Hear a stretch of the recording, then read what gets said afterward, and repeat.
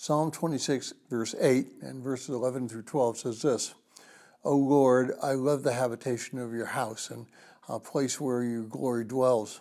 But as for me, I shall walk in my integrity. Redeem me and be gracious to me. My foot stands on a level place. In the congregation, I shall bless the Lord.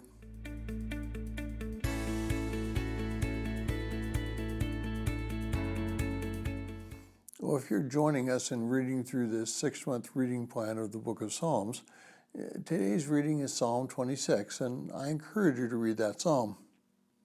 Today, I'd like to be very blunt. Do you really enjoy and do you really long for spending time in church worshiping and fellowshipping with others?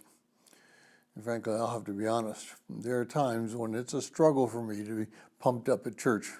There are things going on that I know about, and it bothers me that they're happening.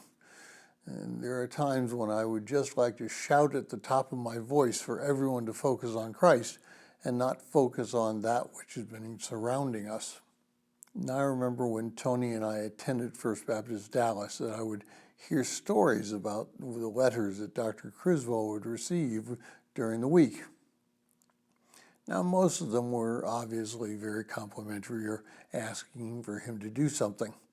But every once in a while, he would receive letters from certain deacons and other powerful people in the church. And these letters would be very derogatory and would probably cause great pain. And yet Dr. Criswell never showed anything else besides compassion and love. I can just imagine some of the times that he would have liked to fall on his knees and ask why people responded the way he did. But that is why David wrote verse 12. He reminds himself that his feet are standing on a very solid, level place. That place is not going to move or shake off. He's steady on his feet, and he's steady because of his relationship with God. He loved to be in his house, and he loved to be in his presence, and he recognized God's glory and his grace in his daily walk. Well, because of that, he could tell people in the congregation about the mercy and grace that God shows everyone.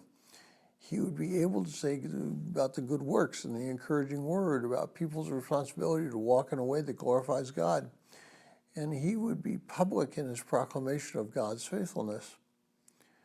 And today, we tend not to be quite as public.